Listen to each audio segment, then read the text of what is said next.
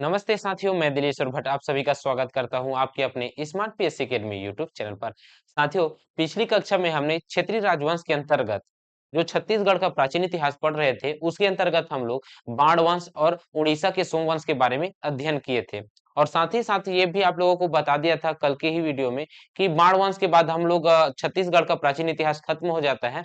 उसके बाद हम लोग कल के मध्यकालीन इतिहास प्रारंभ करेंगे छत्तीसगढ़ का, ऐसा करके मैंने आप लोगों को बता दिया था।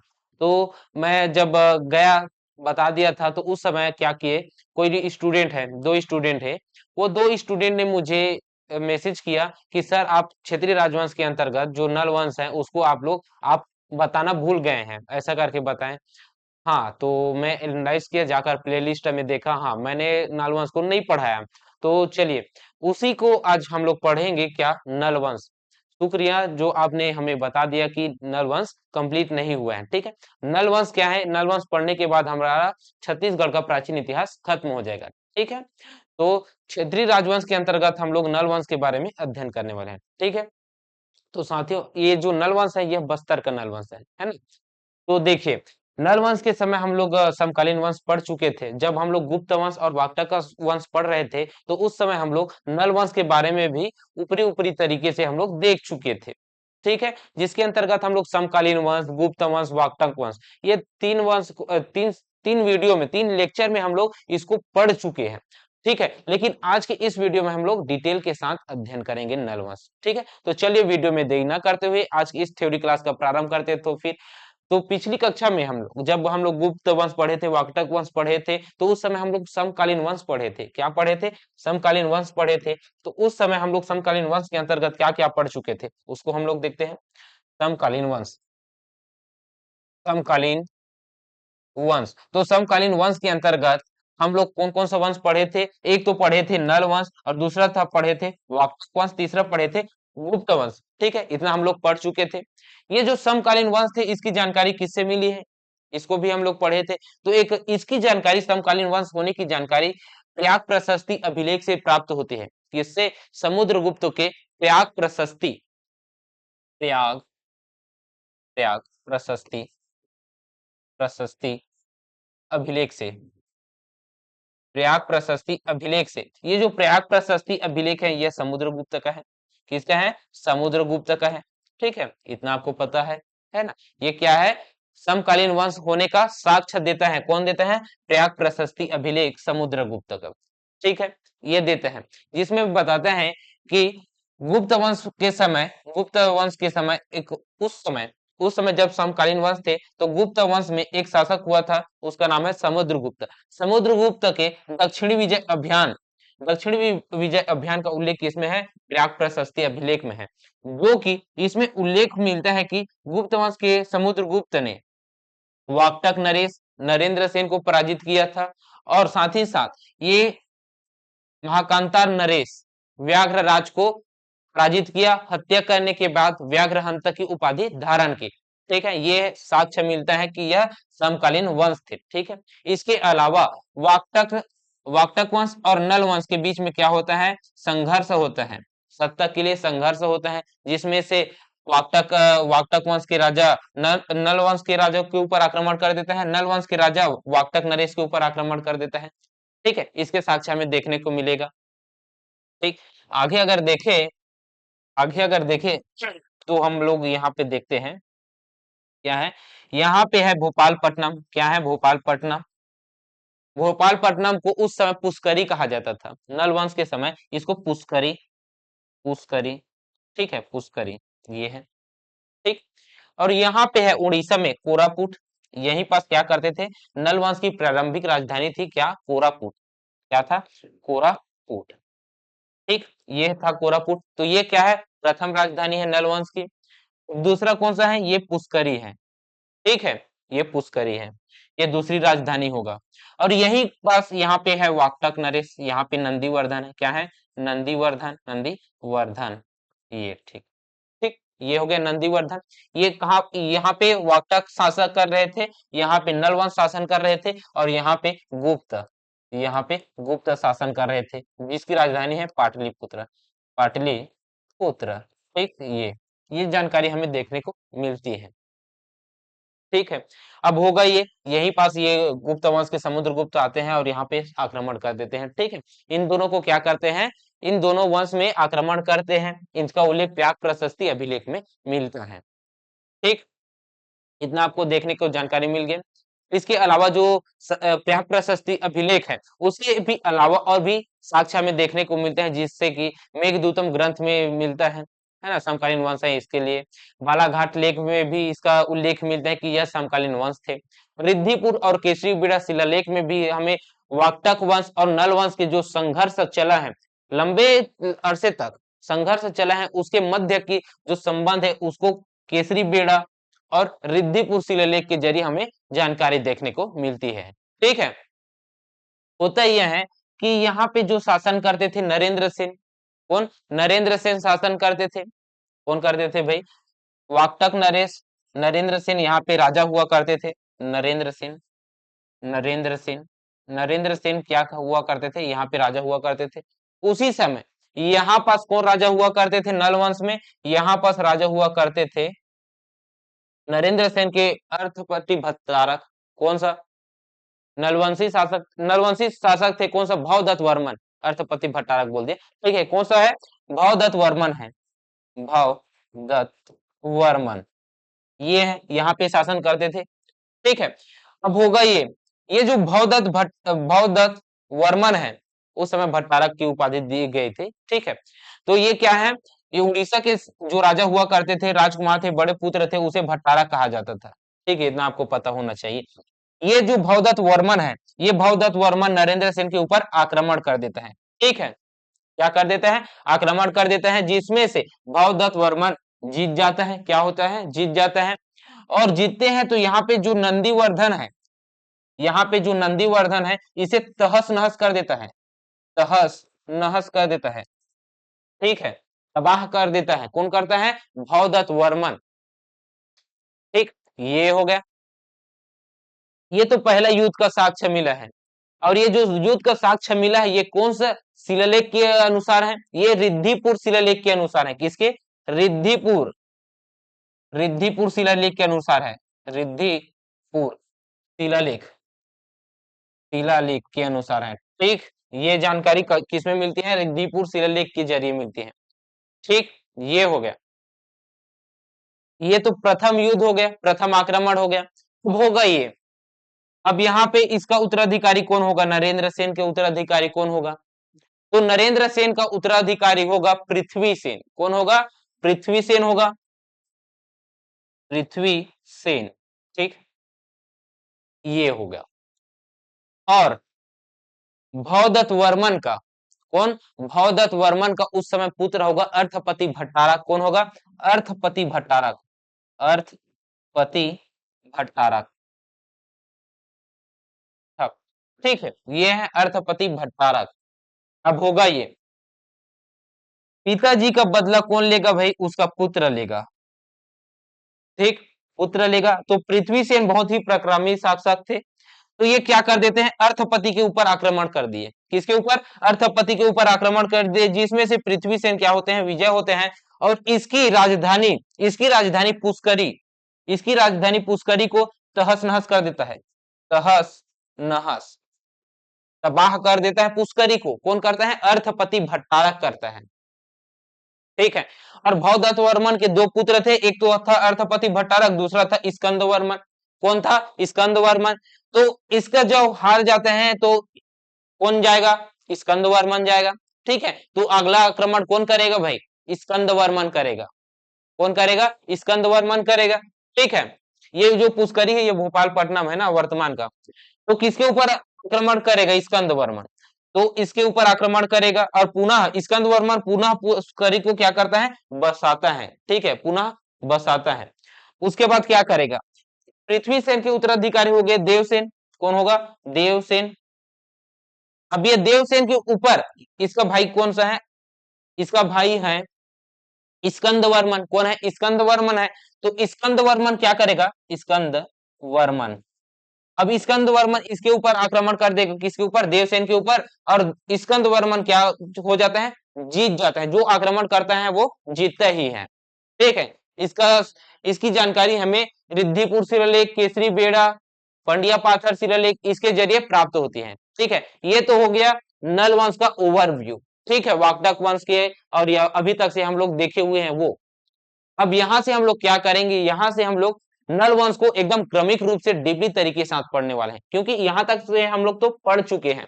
ठीक है, पिछली कक्षा में जो जब हम गुप्त वंश, वाकटक वंश पढ़े थे उस समय हम लोग यहां तक पढ़ लिए थे। ठीक, तो आगे बढ़े, तो चलिए आगे बढ़ते हैं और देखते हैं नल वंश। तो नल वंश का संस्थापक कौन है जी? नल वंश। ये जो नल वंश है ये निषाद वंश है। कौन सा? नेषद वंश। ठीक, ये है, ये आपको समझ में आना चाहिए। ठीक, आगे बढ़ते हैं। इसका जो प्रथम शासक रहेगा, संस्थापक रहेगा नल वंश का, वो कौन है? सीसुक। कौन रहेगा? सीसुक रहेगा। सीसुक। सीसुक। सीसुक क्या है? सीसुक है संस्थापक, इस वंश का संस्थापक है। ठीक, और इसका पुत्र होगा कौन? शिशु का पुत्र होगा व्याघ्रराज। कौन सा होगा? व्याघ्रराज। कौन होगा भाई? व्याघ्रराज। व्याघ्रराज। यही वो व्याघ्रराज है जिसको पराजित करता है कौन? समुद्रगुप्त। समुद्रगुप्त क्या करते हैं? इसको पराजित करता है। समुद्रगुप्त इसको पराजित करता है। ठीक है, इसकी जानकारी हमें किससे मिलती है? इसकी जानकारी हमें प्रयाग प्रशस्ति अभिलेख से मिलता है। ठीक है, व्याघ्रराज के बाद जो उसका उत्तराधिकारी होगा, उसका पुत्र होगा, वो उसका नाम है वराहराज। कौन सा राज? वराहराज। वराह वराह राज। ठीक है, वराहराज होगा। ठीक, वराहराज होगा। तो व्याघ्रराज का पुत्र कौन होगा? वराहराज। वराहराज। वराहराज। ठीक है, ये होगा, ये इसका पुत्र है। ठीक है, इसी वराहराज को क्या है? इसी, या फिर वृषभ राज भी कहते हैं, है ना, वृषभ भी बोलते हैं, वृषभ राज। वराहराज को क्या है? ये वराहराज को वास्तविक संस्थापक माना जाता है। क्या माना जाता है? वास्तविक संस्थापक। वास्तविक संस्थापक माना जाता है। ऐसा क्यों? क्योंकि इनका, वराहराज का 29 सिक्के एडेंगा, कोंडा गांव के एडेंगा में प्राप्त हुए हैं। कितने सिक्के? 29 सिक्के। 29 सिक्के कोंडा गांव के एडेंगा में। कहां पे? एडेंगा में। एडेंगा में, ठीक है, यहाँ पे प्राप्त हुआ है। यहाँ एडेंगा में तो वैसे तो 32 सिक्के प्राप्त हुए हैं, जिसमें से 29 सिक्के किसके हैं? वराहराज के हैं। 2 सिक्के किसको मिलेंगे? 2 सिक्के मिलेंगे आपको अर्थपति भट्टारक के, और 1 सिक्के मिलेंगे भवदत्त वर्मन के। किसके? भवदत्त वर्मन के। ठीक है, 32 सिक्के को मैंने यहाँ पे बता दिया। ठीक, यहाँ पे जिक्र हुआ इसकी वजह से। तो जो शासक सर्वाधिक सिक्के चलाएंगे, जो शासक जो शासक स्वर्ण सिक्के चला रहे हैं, अधिक सिक्के चला रहे हैं, तो उसमें क्या होगा? उसी को ही वास्तविक संस्थापक माना जाएगा, क्योंकि अपना साम्राज्य को विस्तार किए हैं। ठीक, यहां तक आपको पता चल गया। आगे बढ़ते हैं, तो फिर आगे बढ़ते हैं और वराहराज का पुत्र देखते हैं। वराहराज का पुत्र होता है भवदत्त वर्मन होता है। कौन होता है? भवदत्त वर्मन। भवदत्त वर्मन। ठीक है, कौन है? भवदत्त वर्मन है। भवदत्त वर्मन की जानकारी हमें रिद्धिपुर शिलालेख से प्राप्त होती है। रिद्धिपुर किससे? ये भवदत्त वर्मन का हमें रिद्धिपुर ताम्रपत्र। कौन सा? रिद्धिपुर। रिद्धिपुर शिलालेख ताम्रपत्र है। कौन सा है? ताम्रपत्र। ताम्रपत्र इससे प्राप्त होते हैं। ठीक है, इससे प्राप्त होता है, जिसमें हमें पता चलता है कि इन्होंने इन्होंने वाकटक नरेश नरेंद्र सेन के ऊपर क्या कर दिया था? आक्रमण किया था। वाकटक नरेश को, उसके ऊपर नरेंद्र सेन, वाकटक नरेश नरेंद्र सेन के ऊपर आक्रमण किए थे, जिसमें से भवदेव विजयी होते हैं। ठीक है, नरेंद्र सेन के नंदीवर्धन को तहस नहस कर देते हैं इसके। ठीक है, ये हो गया भवदत्त वर्मन, उसकी राजधानी नरेंद्र सेन के नंदीवर्धन को तहस नहस कर देते हैं। ठीक, इतना आपको पता चल गया। और भवदत्त के 2 पुत्र थे। कितने पुत्र थे? इसके उत्तराधिकारी कौन होगा? तो फिर 2 पुत्र थे। कौन कौन सा? इसे हम लोग देखते हैं। इसके 2 पुत्र थे, भवदत्त वर्मन के 2 पुत्र हुए। कौन कौन सा है भाई? इसे हम लोग देखते हैं। ठीक, कौन कौन सा है दो पुत्र, उसको हम लोग देखते हैं। इसके दो पुत्र हुए, एक का नाम क्या है, अर्थपति भट्टारा। क्या नाम है, अर्थपति भट्टारा, अर्थपति भट्टारा। ये देखो यहाँ पे भट्टारा आ गया, यहाँ पे भट्टारक आ गया, मतलब ये बड़ा बेटा है किसका, भवदत्त वर्मन का बड़ा बेटा है। भट्टारक जो बड़ा बेटा होता है उसी को ही भट्टारक की उपाधि मिलती है, ठीक है। तो अर्थपति भट्टारक भवदत्त वर्मन का बड़ा पुत्र है, ठीक है। उसका दूसरा पुत्र हुआ है स्कंद वर्मन। क्या है, स्कंद वर्मन, ठीक है। इसके ऊपर भट्टारक नहीं लगा है, ठीक है। तो स्कंद वर्मन हुआ, ठीक है। ये जो अर्थपति भट्टारक है, इसकी जानकारी कहां से मिलती है, तो इसकी जानकारी हमें मिलती है एडेंगा से। कहां से, एडेंगा से ही मिलता है, क्योंकि इनकी दो सिक्के एडेंगा से ही प्राप्त हुए हैं। ये 29 सिक्के किसके हैं, वराहराज के हैं। तो दो सिक्के किसके मिलेंगे, अर्थपति भट्टारक के मिलेगा। किसका मिलेगा, दो सिक्के एडेंगा से, एडेंगा से प्राप्त होगा, ठीक है। किसके, अर्थपति भट्टारक के होगा ये। जब अर्थपति भट्टारक थे तो भवदत्त वर्मन ने किसके ऊपर आक्रमण कर दिया था, नरेंद्र सेन के ऊपर। तो नरेंद्र सेन के उत्तराधिकारी होंगे, कौन होंगे, पृथ्वी सेन द्वितीय। कौन होगा, पृथ्वी सेन द्वितीय होगा भाई, पृथ्वी सेन द्वितीय, पृथ्वी सेन द्वितीय होगा, ठीक है। ये क्या करेंगे, पृथ्वी सेन द्वितीय, ये इसका उत्तराधिकारी है, तो बदला लेगा भैया, पिता का बदला बेटा लेगा, है ना। तो मोर ददल मारे हस, महू ह तोर ददल मारू, है ना। तो तोर ये वाला बात आगे, है ना। तो यहाँ पर ऐसा आगे, तो पृथ्वी सेन कौन ला मारी, अर्थपति भट्टारक ला मार देते, है ना। तो अर्थपति भट्टारक के ऊपर आक्रमण कर दिए। तो अर्थपति भट्टारक के यहाँ से क्या मिलते हैं, जानकारी मिलते हैं, किससे, दो सिक्के एडेंगा से भी प्राप्त होते हैं, ठीक है। और पृथ्वी सेन द्वितीय ने इसके ऊपर आक्रमण कर दिया था, ठीक है। तो ये जब ये पराजित हो गया है, इसकी हत्या हो गई, तो इसका अगला शासक कौन होगा, उत्तराधिकारी कौन होगा, स्कंद वर्मन होगा, ये इसका छोटा भाई है, ठीक है। तो स्कंद वर्मन क्या है, बहुत ही प्रतापी शासक है।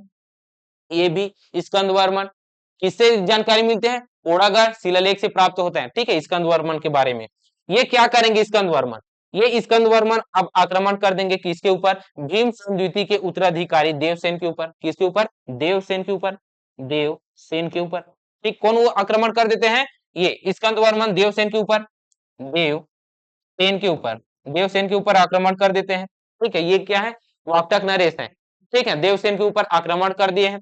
इसकी जानकारी किससे मिलती है, पोड़ागढ़, किससे, पोड़ागढ़ शिलालेख से मिलते हैं, पोड़ा पोड़ागढ़, पोड़ागढ़ शिलालेख, शिलालेख, ठीक है। इससे जानकारी मिलते हैं, ठीक है। पोड़ागढ़ शिलालेख से हमें जानकारी मिलते हैं कि स्कंद वर्मन ने देवसेन के ऊपर आक्रमण कर दिए, ठीक, ये होगा। अब इससे और भी जानकारी मिलती है कि स्कंद वर्मन के दो पुत्र हुए, कितने पुत्र, दो पुत्र हुए, स्कंद वर्मन के बाद दो पुत्र हुए, ठीक है। यहां तक आपको क्लियर हो गया ना, अब आगे बढ़ते हैं, ठीक है। यहां तक आपको क्लियर हो गया, अब आगे बढ़ते हैं। स्कंद वर्मन के पुत्र देखेंगे, क्या देखेंगे, स्कंद, स्कंद वर्मन, वर्मन के दो पुत्र हुए। कौन कौन सा दो पुत्र है भाई, एक का नाम है, एक का नाम है न स्तंभराज, और दूसरे का नाम है नंदराज। क्या नाम है, स्तंभराज, स्तंभराज। दूसरे का क्या नाम है, तो दूसरे का नाम है नंदराज। क्या नाम है, नंदराज, ठीक। एक का क्या है, स्तंभराज, दूसरे का नाम है नंदराज, ठीक। तो बड़ा बेटा कौन था, स्तंभराज, है ना, और छोटा बेटा था नंदराज। इन दोनों के साक्ष्य हमें, इन दोनों के साक्ष्य हमें कहां से मिलता है, तो इन दोनों का साक्ष्य हमें मिलता है कुलिया से। कहां से, कुलिया से मिलता है। अब ये कुलिया कहाँ है, ये कुलिया बोल दिया आप, पहले था दुर्ग में, पहले था दुर्ग में, अब आता है बालोद में, ठीक है। जिसमें जानकारी मिलती है कि इन्होंने दुर्ग शहर में क्या किया था, दुर्ग शहर में अपना शासन चलाया था। कौन चलाया था, स्तंभराज और नंदराज। तो दुर्ग क्षेत्र में, किस क्षेत्र में, दुर्ग क्षेत्र में ये क्या करते थे, शासन करते थे, शासन करते थे। क्यों ऐसा कहा, क्योंकि कुलिया से, कुलिया बालोद से स्वर्ण सिक्के प्राप्त हुए हैं, किसके, इसके स्तंभराज और नंदराज के स्वर्ण सिक्के प्राप्त हुए हैं। स्वर्ण सिक्के, स्वर्ण सिक्के प्राप्त हुए हैं। ठीक है, स्वर्ण सिक्के प्राप्त हुए इन दोनों के। ये हो गया। अब आगे बढ़ते हैं स्तंभराज का, आगे बढ़ते हैं। ठीक है, स्तंभराज और नंदराज के जो उत्तराधिकारी होंगे वो है पृथ्वीराज। नंदराज का क्या है पुत्र, उत्तराधिकारी कौन सा है, पृथ्वीराज, पृथ्वीराज ये है। ठीक है, कौन है, पृथ्वीराज है। ठीक है, पृथ्वीराज का उत्तराधिकारी हुए उसका नाम क्या है, तो पृथ्वीराज का उत्तराधिकारी है विरूपाक्ष। कौन सा है, विरूपाक्ष, विरूपाक्ष। ठीक, कौन सा है, विरूपाक्ष है। और विरूपाक्ष का भी उत्तराधिकारी हुए हैं, उसका नाम क्या है, विलासतुंग। विलासतुंग सबसे प्रतापी शासक हैं। क्यों, क्योंकि इन्हीं के ही राजिम शिलालेख, अब ये राजिम कहाँ पे है, गरियाबंद में है। ठीक है, इन्हीं की राजिम शिलालेख से ही जानकारी प्राप्त होती है। ठीक, ये हो गया। चलिए, विरूपाक्ष के जो उत्तराधिकारी हुए उसे हम लोग देखते हैं, कौन हुआ है, विलासतुंग हुआ है। कौन हुआ है, विलासतुंग, विलासतुंग। ठीक, विलासतुंग हुआ। विलासतुंग की जानकारी हमें राजिम शिलालेख से प्राप्त होती है। कहां से, राजिम शिलालेख, राजिम शिलालेख से, शिलालेख से प्राप्त होता है। ठीक, अब ये राजिम कहाँ पे है, गरियाबंद में है। ठीक है, और विरूपाक्ष बोल दिया, विरूपाक्ष का उत्तराधिकारी विलासतुंग, विलासतुंग का उत्तराधिकारी कौन होगा, पृथ्वी व्याघ्र। क्या होगा, पृथ्वी व्याघ्र होगा। ठीक है, कौन सा होगा, पृथ्वी व्याघ्र, पृथ्वी व्याघ्र। ठीक, कौन सा होगा, पृथ्वी व्याघ्र होगा। ठीक, और पृथ्वी व्याघ्र का भी उत्तराधिकारी कौन होगा जी, तो पृथ्वी व्याघ्र का उत्तराधिकारी होगा भीमसेन। कौन सा होगा, भीमसेन, भीमसेन होगा। ठीक, कौन होगा, भीमसेन होगा। इस भीमसेन का हमें साक्षात जानकारी देखने को मिलता है, किससे जानकारी देखने को मिलता है, तो इसके हमें ताम्रपत्र देखने को मिलता है।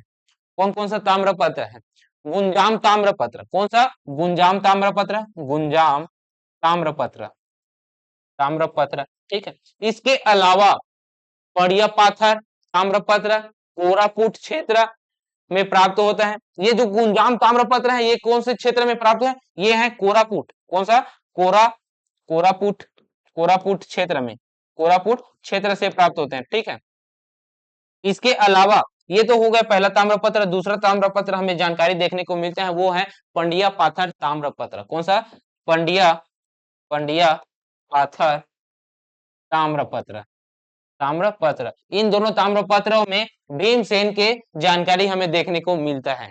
ठीक है, अंतिम शासक कौन हुए हैं, तो इसका अंतिम शासक हुआ है नरेंद्र, नलवंश का अंतिम शासक हुआ है, उसका नाम है वरुण धवल। क्या नाम है, वरुण, वरुण धवल। कौन सा है, वरुण धवल है। ठीक है, ये क्या है, अंतिम शासक है नलवंश का। ये जो वरुण धवल है यह नलवंश का, नल वंश का अंतिम शासक है। क्या है, अंतिम शासक है। ठीक, ये हो गया। तो इन सभी क्या है, इन सभी राजाओं की जानकारी हमें नल वंश के से मिलता है। ठीक है, तो किसमें मिलता है भाई, राजिम शिलालेख से प्राप्त होता है इस वंश के पूर्ण जानकारी। तो इस वंश की जानकारी हम राजिम शिलालेख के जरिए जानेंगे। ये तो हो गया शासक के बारे में। ये क्या हो गया, शासक के बारे में। इन्हीं शासकों को हम लोग नल वंश के अंतर्गत पढ़ने वाले हैं। ठीक है, तो सबसे पहले हम लोग देखेंगे क्या, ये तो शासक हो गए, शासक को हम लोग देखेंगे ही देखेंगे। उसके अतिरिक्त नल वंश के बारे में थोड़ा सा फैक्ट और जान लेते हैं, किस प्रकार से के प्रश्न यहाँ से बनते और हैं। ठीक है, चलिए देखते हैं तो फिर नल वंश, नल वंश। हाँ, याद रख करने का और तरीका भी है, क्या है उसको मैं बताऊंगा, यहाँ पास बता देता हूँ। संस्थापक की बात करें, नल वंश के संस्थापक की, संस्थापक, संस्थापक की बात करूं तो संस्थापक कौन सा होगा, शिशुक है ना। तो नल से जब पानी निकलता है तो किस प्रकार का पानी निकलता है, शिशुक, शिशुक के पानी निकलता है ना, तो उससे ही याद कर लीजिए। नल वंश का संस्थापक शिशुक, कौन सा, शिशुक, ये संस्थापक है। इनका शासन काल कब से है, क्या है इसका शासन काल से हम लोग देखेंगे। शासन काल, इनका शासन काल कब से कब तक था, तो इनका शासन काल था चौथी सदी से लेकर, कब से, चौथी सदी से लेकर 10वीं सदी तक क्या है इनका शासन काल रहा है। ठीक, चौथी शताब्दी से 10वीं शताब्दी तक इनका शासन काल रहा है। ये तो हो गया संस्थापक, लेकिन वास्तविक संस्थापक अगर पूछे, क्या पूछे आपसे, अगर वास्तविक संस्थापक पूछे तो क्या लेना है, वास्तविक संस्थापक में क्या लेना है, वास्तविक संस्थापक में, वास्तविक संस्थापक में लेना है वराहराज, किसे, वराह, वराह राज को लेना है। ठीक है, कौन है, वराह राज है, वास्तविक संस्थापक है। ठीक है, इसकी राजधानी की बात करें, राजधानी की बात करें तो इसकी राजधानी को हम लोग कोरापुट बोलते हैं। कौन सा बोलते हैं, कोरापुट क्षेत्र में ये लोग शासन करते थे, कोरापुट। और ये कोरापुट कहाँ पे है, उड़ीसा पे है। ठीक है, इसके अलावा ये तो हो गया पहला आरंभिक राजधानी। दूसरी राजधानी पुष्करी, दूसरी है पुष्करी। ठीक है, ये पुष्करी है, अभी वर्तमान का है भोपालपट्टनम, भोपाल, भोपालपट्टनम है। भोपालपट्टनम कहाँ पे है, बीजापुर में है। ठीक है, ये आरंभिक राजधानी, उसके बाद पुष्करी, और उसके बाद जो पुष्करी से तबाह तहस नहस कर देता है उसके बाद फिर से कोरापुट। ठीक है, ये क्या है इसकी राजधानी के बारे में प्राप्त हुए हैं। इसके अलावा हम किसके साक्ष्य के आधार पर हम लोग पढ़ते हैं भाई, साक्ष्य को वहां पे पढ़ लिए हैं, है ना, साक्ष्य को पढ़ लिए हैं, लेकिन मुद्रा कहाँ से मिला है इसको हम लोग देख लेते हैं। तो साक्ष्य के आधार पर हम लोग मुद्रा देखेंगे, तो कहां से मुद्रा प्राप्त हुई है, तो एडेंगा से मिला है। कहां पे, एडेंगा, एडेंगा से क्या हुआ है, मुद्रा की प्राप्ति हुई है। ठीक है, और ये एडेंगा कहाँ पे है भाई, तो ये एडेंगा है कोंडा गांव पे। कहां पे है, कोंडा गांव पे स्थित है एडेंगा। ठीक है, इस एडेंगा से 32 स्वर्ण सिक्के मिले हैं। कितने, 32 सिक्के मिले हैं भाई।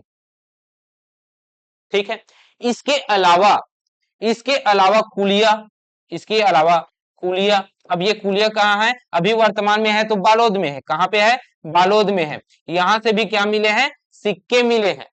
ठीक है, स्तंभराज और नंदराज के सिक्के मिले हैं। इसके अलावा हम लोग जानकारी में देखेंगे कौन सा, राजिम शिलालेख, कौन सा देखेंगे, राजिम शिलालेख देखेंगे, एर्राकोट शिलालेख। इसमें क्या मिलता है, हमें नल वंश की जानकारी देखने को मिलता है। ठीक है, ये हो गया। आगे बढ़ते हैं और हम लोग प्रमुख शासक के रूप में शीशुक को देखते हैं। ये क्या है, संस्थापक है, ये क्या है, संस्थापक है भाई। चलिए थोड़ा सा आगे आते हैं और यहाँ पास देखे हैं संस्थापक के रूप में सबसे पहले, है ना। तो पहला शासक हम लोग देखेंगे कौन सा, पहला शासक देखेंगे हम लोग ये शीशुक। शीशुक क्या है, संस्थापक है, क्या है, संस्थापक है। दूसरा शासक कौन है, तो दूसरा शासक है व्याघ्रराज। कौन सा है, व्याघ्रराज। व्याघ्रराज के बारे में हमें जानकारी क्या मिलती है कि समुद्रगुप्त के द्वारा जो दक्षिण विजय अभियान किया गया था उसमें से नलवंशी शासक हुए थे महाकांतार नरेश व्याघ्रराज। व्याघ्रराज को ही पराजित करने के बाद, इसकी हत्या करने के बाद समुद्रगुप्त ने व्याघ्रहंता की उपाधि धारण की थी। ये किसमें हमें देखने को मिलता है, समुद्रगुप्त के प्रयाग प्रशस्ति अभिलेख से मिलता है। ये हो गया दूसरा शासक। तीसरा शासक है वराहराज। नलवंश का तीसरा शासक है वराहराज। ये क्या है, वास्तविक संस्थापक है इस वंश का। क्यों, कोई जानकारी है तभी हम लोग बोले हैं इसको वास्तविक संस्थापक, क्योंकि जो संस्थापक होते हैं, वास्तविक संस्थापक, वो सिक्के के उपाधि धारण करते हैं, है ना। तो ये क्या है, सिक्के, सिक्के क्या करिए हैं, प्रचलन किए हैं, चलाए हैं, वो भी स्वर्ण सिक्के, वो भी स्वर्ण सिक्के। एडिंगा से वैसे तो 32 सिक्के प्राप्त हुए, उस 32 में से 29 सिक्के किसके मिले हैं, वराहराज के मिले हैं। तो हम ये कह सकते हैं कि यह वास्तविक संस्थापक था। ठीक है, इसके बाद इसका अगला शासक कौन होगा नलवंशी का, वो है चौथे नंबर पे है भवदत्त वर्मन। कौन सा है, भवदत्त वर्मन। ये भवदत्त वर्मन के बारे में हम लोग रिद्धिपुर ताम्रपत्र के जरिए देख लिए हैं। दो पुत्र हुए उसके बारे में भी हम लोग देख चुके हैं, लेकिन इसके अलावा भी और अतिरिक्त फैक्ट हमें जानना है भवदत्त वर्मन के बारे में। ठीक है, क्या फैक्ट जानना है भाई, रिद्धिपुर ताम्रपत्र में यह उल्लेख है ना, भवदत्त वर्मन के बारे में उल्लेखित है। अब ये रिद्धिपुर ताम्रपत्र भी कहां से मिला है भाई, अमरावती क्षेत्र में मिला है ये। ठीक, इसमें क्या पूछते हैं, ये भवदत्त वर्मन की पत्नी से प्रश्न पूछ लेगा। किससे पूछ लेगा, भवदत्त वर्मन की पत्नी से पूछ लेगा तो इसकी पत्नी का नाम यहाँ पे याद रख लीजिए, कौन सा है? अचाली भट्टारिका। क्या है? अचाली भट्टारिका इसकी पत्नी का नाम है। क्या नाम है? अचाली भट्टारिका। अचाली भट्टारिका, ठीक है। ये जो अचाली भट्टारिका है क्या है? इनकी पत्नी है, ठीक है। अब भट्टारिका क्या है मतलब? भट्टारिका है मतलब भवदत्त वर्मन क्या है? भट्टारक है। ये है उपाधि क्यों मिली? क्योंकि अंचाली भट्टारिका है, राजकुमारी को भट्टारिका कहा जाता है और उसके पति को क्या कहा जाता है? भट्टारक कहा जाता है। क्यों? क्योंकि यह किस क्षेत्र का था भाई? ये उड़ीसा क्षेत्र का था, इस वजह से, ठीक है। तो भट्टारिका, भट्टारक, भवदत्त वर्मन भट्टारक, अचाली भट्टारिका, ये है, ठीक। ये हो गए। इसके क्या है? इनसे पुत्र की प्राप्ति होती है। अर्थपति भट्टारक, बड़ा पुत्र भट्टारक, ठीक। अर्थपति भट्टारक हुए, ठीक है। ये हो गए। उसके अलावा और क्या हम देख सकते हैं इसके अंतर्गत? भवदत्त वर्मन के बारे में एक और याद रखिए, इसके एडेंगा से, किसा से? एडेंगा से, एडेंगा से एक सिक्के प्राप्त हुए हैं। कितने सिक्के? एक सिक्के प्राप्त हुए हैं, ठीक है। भवदत्त वर्मन के एक सिक्के प्राप्त हुए एडेंगा से। तो यहाँ पे जीतने के बाद भवदत्त वर्मन हृदय पूर्व ताम्रपत्र में यह बताते हैं कि मैं नरेंद्र सेन को पराजित किया हूं। पराजित करने के बाद एडिंगा में एक स्वर्ण सिक्के जारी किया हूं, स्वर्ण सिक्के जारी करवाया हूं। किससे जानकारी मिलती है? एडिंगा से। इतना आपको पता चल गया। उसके बाद हम लोग अगला शासक देखे हैं, कौन सा? अर्थपट्टी भट्टारक। ये 5वें नंबर का है। कौन सा देखे हैं? अर्थपट्टी भट्टारक। ये जो अर्थपति भट्टारक है, यह भवदत्त का बड़ा पुत्र है। कौन सा है? बड़ा पुत्र है। इस राजा के जानकारी हमें किससे मिलते हैं? इस राजा के जानकारी हमें मिलती है केसरी बेड़ा ताम्रपत्र से। कौन से? केसरी बेड़ा ताम्रपत्र से। और ये जो केसरी बेड़ा ताम्रपत्र है, ये जो अर्थपति भट्टारक का केसरी बेड़ा ताम्रपत्र है, इसमें क्या देखने को मिलता है? इसमें देखने को यह मिलता है कि अर्थपति भट्टारक के ऊपर पृथ्वी सेन द्वितीय ने आक्रमण कर दिया था। क्या कर दिया था? ये इसमें पृथ्वी सेन द्वितीय ने अर्थपति भट्टारक के ऊपर आक्रमण कर दिया था। किसमें जानकारी मिलती है? केसरी बेड़ा। कौन सा? केसरी बेड़ा, केसरी, केसरी बेड़ा ताम्रपत्र, ठीक है। कौन से? केसरी बेड़ा ताम्रपत्र से, ठीक। इससे जानकारी मिलती है कि पृथ्वी सेन द्वितीय ने अर्थपति भट्टारक के ऊपर आक्रमण कर दिए और इसकी जो पुष्करी थी राजधानी, उसको तहस नहस तबाह कर दिया था, ठीक है। इसकी जानकारी हमें देखने को मिलती है भाई। ये हो गया। उसके बाद अगला शासक है, कौन सा? अगला शासक रहेगा स्कंद वर्मन। ये कौन सा राजा है? 6वें नंबर का राजा देखने को मिलेगा, स्कंद वर्मन, ठीक है। ये स्कंद वर्मन अर्थपति भट्टारक का भाई है, ठीक है। इन्होंने इन्होंने हरिसेन को, कौन से? हरिसेन को क्या किया था? ये हरिसेन को क्या करते हैं? हरिसेन बोल दिया। देवसेन को क्या करते हैं? पराजित कर देते हैं। कौन करते हैं? स्कंद वर्मन कर देते हैं, ठीक है।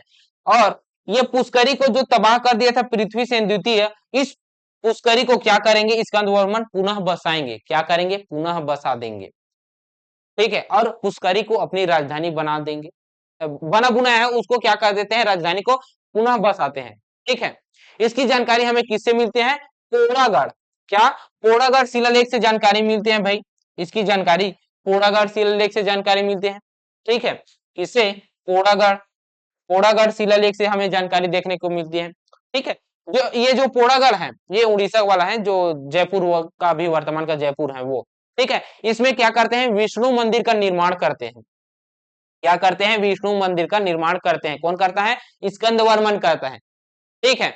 आगे पढ़े, स्कंद वर्मन का उत्तराधिकारी कौन होगा? तो स्कंद वर्मन का उत्तराधिकारी होगा स्तंभराज। कौन होगा? स्तंभराज। और नन्नराज इसका पुत्र है भाई, पुत्र है, दो पुत्र हुए हैं। इन दोनों पुत्रों की जानकारी हमें पुलिया अभिलेख से प्राप्त होती है। कहां से? पुलिया से प्राप्त होती है। कौन से? कुलिया से प्राप्त होती है। इस कुलिया से क्या है? इस कुलिया से दो सिक्के बोल रहा हूं, सिक्के प्राप्त हुए हैं, मतलब प्राप्त हुए हैं। क्या क्या प्राप्त हो गया है बेट जी? यहाँ से, इस कुलिया से सिक्के प्राप्त हुए हैं, स्वर्ण सिक्के। इसके अलावा मृत भांड भी प्राप्त हुए हैं। मृत भांड भी प्राप्त हुए हैं। कहां से? कुलिया से। ठीक है। उसके बाद इसका जो नंद राज का है उत्तराधिकारी वो कौन सा होगा, वो होगा कौन सा, वो होगा पृथ्वीराज। कौन होगा, पृथ्वीराज। ठीक है। इसका उत्तराधिकारी कौन होगा, तो फिर इसका उत्तराधिकारी होगा विरूपाक्ष। कौन होगा, विरूपाक्ष होगा। और विरूपाक्ष का भी उत्तराधिकारी कौन होगा, तो विरूपाक्ष का उत्तराधिकारी होगा वो कौन सा है, विलासतुंग। कौन सा है, विलासतुंग होगा। ठीक है। ये विलासतुंग के हमें राजिम शिलालेख से जानकारी देखने को मिलते हैं। किससे, राजिम शिलालेख से जानकारी देखने को मिलती है, जिसमें बताता है, राजिम शिलालेख में बताता है कि विलासतुंग ने राजिम लोचम, क्या है, राजीव लोचन मंदिर का निर्माण किया है। कौन सा, राजीव लोचन, लोचन मंदिर का निर्माण किए हैं, मंदिर का। ठीक है। और यही जो राजिम शिलालेख है वो नलवंश का प्रथम जो शासन, नलवंश का जो प्रथम साक्ष्य जानकारी अगर कोई प्राप्त हुआ है प्रथम बार, वो कौन सा है, राजिम शिलालेख है। वो कौन सा है, राजिम शिलालेख है। ठीक है। और ये जो राजिम लोचन मंदिर है, राजिम शिलालेख में बताते हैं ये राजिम लोचन मंदिर है, यह किसके मंदिर है, यह विष्णु भगवान की, किसके, विष्णु भगवान के है मंदिर है, विष्णु मंदिर है। ठीक, ये है। ठीक है। और ये जो विलासतुंग है, ये जो विलासतुंग है यह पांडुवंशी, कौन से, पांडुवंशी महाशिवगुप्त, कौन से, पांडुवंशी, पांडुवंशी वंशीय महाशिवगुप्त के समकालीन थे, समकालीन थे, क्या थे, समकालीन थे। ठीक, सहायता करते हैं जब महाशिव गुप्त के समय क्या थे, यह थे उसके समकालीन। ठीक है। वाष्टा देवी जो निर्माण करते हैं लाल ईंटों से मंदिर, उसमें यह सहयोग देते हैं। ठीक है। आगे बढ़े, ये नहीं देता, ये नहीं देता, ईशान देव देते हैं। ठीक है, ईशान देव देता है। ठीक, ये विलास तुंग नहीं देता। ठीक है, तो करेक्ट कर लीजिए। ठीक, आगे बढ़े तो फिर हम कह सकते हैं विलास तुंग पांडुवंशी शासक महाशिव गुप्त के समकालीन थे। ठीक, अब आगे बढ़ते हैं और इसका अगला शासक देखते हैं उत्तराधिकारी कौन सा है, पृथ्वी व्याघ्र। कौन सा है, पृथ्वी व्याघ्र है। ठीक है। ये शायद कितने नंबर का है, हम लोग कितने शासक देख चुके हैं अभी तक, स्कंद वर्मन छठवा, सातवां है स्तंभराज, आठवां है नंदराज, नौवां है पृथ्वीराज, दसवां है विरूपाक्ष, तो 11वां हम लोग कौन सा देखेंगे, विलासतुंग। 12वां देखेंगे पृथ्वी व्याघ्र, 13 देखेंगे हम लोग भीमसेन। ठीक है। भीमसेन बारे के जानकारी हमें देखने को मिलते हैं दो अभिलेख से, दो ताम्रपत्र से। एक तो है पंडिया पाथर ताम्रपत्र, दूसरा है गुंजाम ताम्रपत्र। ये जो गुंजाम ताम्रपत्र है ये कोरापुट क्षेत्र से प्राप्त हुए हैं, पंडिया पाथर ताम्रपत्र भी उड़ीसा से ही प्राप्त हुए हैं। ठीक है। इसमें क्या बताता है भाई, इसमें क्या बताता है, भीमसेन को, क्या है, भीमसेन को, भीमसेन द्वितीय द्वितीय नाम से क्या है, द्वितीय नाम से उल्लेख मिलता है, किसमें मिलता है, इसमें गुंजाम ताम्रपत्र में। तो भीमसेन को, भीमसेन को भीमसेन द्वितीय के नाम से उल्लेखित मिलता है। ठीक है भाई, यहां तक। और ये जो नरेंद्र धवल है ये क्या है, वरुण धवल लिख दिया क्या मैं, ये नरेंद्र धवल है, नरेंद्र धवल, कौन सा है, नरेंद्र धवल है। ये जो नरेंद्र धवल है यह नलवंश का अंतिम शासक है। क्या है, नलवंश का अंतिम शासक है। ठीक है। तो 14 शासकों के बारे में हम लोग नलवंश में पढ़ते हैं। ठीक, ये हो गया भाई। और ये जो नलवंश को पढ़ते हैं हम लोग सभी को पढ़े हैं किसके आधार पर, ताम्रपत्र, अभिलेख, मुद्रा, इसके आधार पर पढ़े हैं। ठीक है। तो इनसे क्या है, क्यों पढ़े हैं, क्योंकि इनसे ही प्रश्न बनते हैं। किस प्रकार का प्रश्न, भीमसेन, भीमसेन का, भीमसेन का साक्ष्य या संबंध किस ताम्रपत्र से है, तो भीमसेन का पंडिया पाथर, गुंजाम ताम्रपत्र, ऐसे प्रश्न बनते हैं। राजीव शिलालेख का उत्कीर्ण कौन करवाए हैं, तो कौन करवाए हैं, विलास तुंग करवाए हैं। इस प्रकार का प्रश्न बनते हैं। ठीक है। तो प्रमुख जो अभिलेख है उसको हम लोग लिखते हैं। ठीक है। नलवंशी का जो प्रमुख अभिलेख है, क्या है, प्रमुख अभिलेख है उसको हम लोग लिखते हैं यहाँ पे, यहाँ पे हम लोग लिखते हैं क्या, प्रमुख अभिलेख, नल वंशीय, वंशीय अभिलेख या ताम्रपत्र। ठीक है, पहला हम लोग कौन सा देखे हैं जी? पहला साक्ष्य हम देखे हैं प्रयाग प्रशस्ति। कौन सा? प्रयाग प्रशस्ति देखे हैं, प्रयाग प्रशस्ति। कौन सा देखे हैं? प्रयाग प्रशस्ति देखे हैं।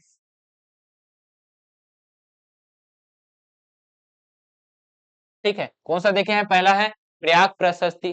ठीक है, दूसरा कौन सा है? तो दूसरा देखे हैं हम लोग केसरी बेड़ा, केसरी, केसरी,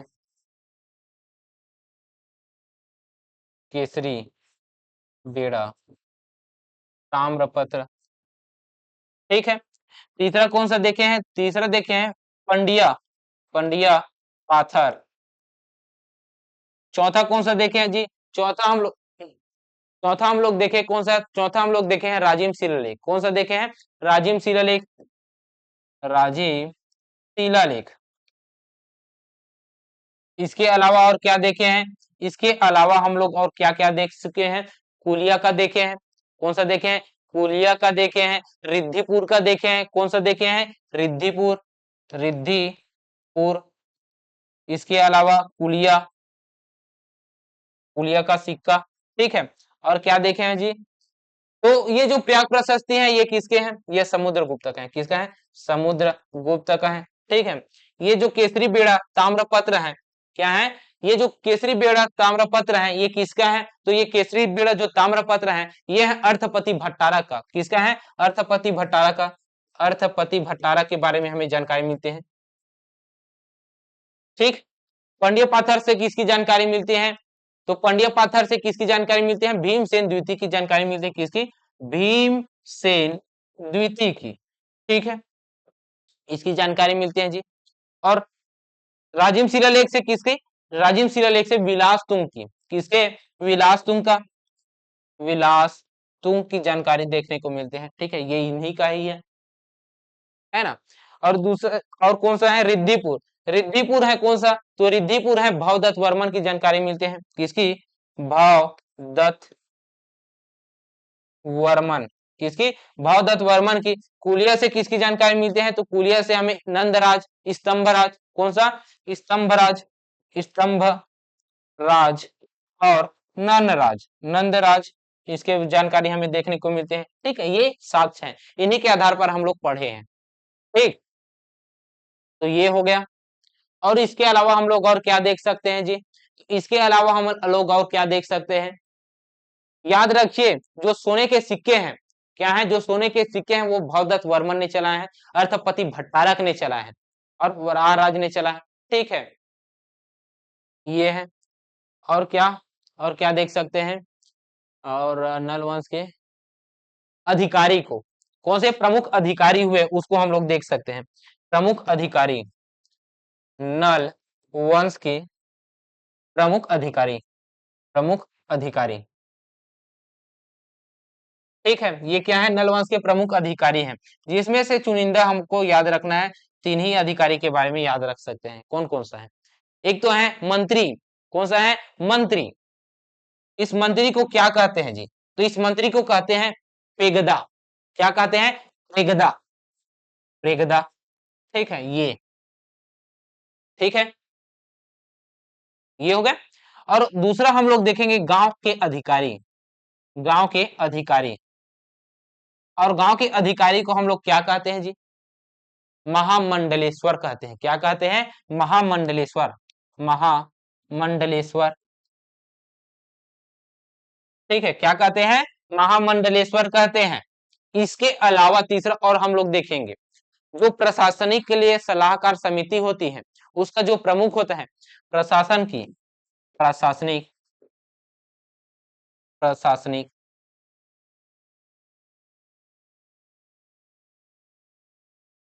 सलाहकार, सलाहकार समिति, समिति की अधिकारी जो होती है उसे क्या कहते हैं? उसे हम कहते हैं, उसे हम लोग कहते हैं महागोष्ठ। क्या कहते हैं? महागोष्ठ। ठीक है, ये कहते हैं। क्या कहते हैं, महागोष्ठ कहते हैं। ये हो गया नल वंश। अब पूर्णतः नल वंश समाप्त हो जाते हैं। ठीक है, तो यह नल वंश आपको कैसा लगा कमेंट करके बताएंगे। और यह वीडियो अगर आपको पसंद आया होगा तो वीडियो को लाइक कीजिएगा प्लीज, क्योंकि हमें हमारा भी उत्साहवर्धन हो, क्योंकि और भी अच्छे तरीके के साथ, ऊर्जा के तरीके के साथ क्या करें, और अधिक ऊर्जा के साथ हम लोग और अच्छे से आगे के जो इतिहास में पढ़ेंगे उसको हम लोग पढ़ सकते हैं। ठीक है, तो चलिए मिलते हैं नेक्स्ट वीडियो में, तब तक के लिए जय हिंद, जय भारत, जय छत्तीसगढ़।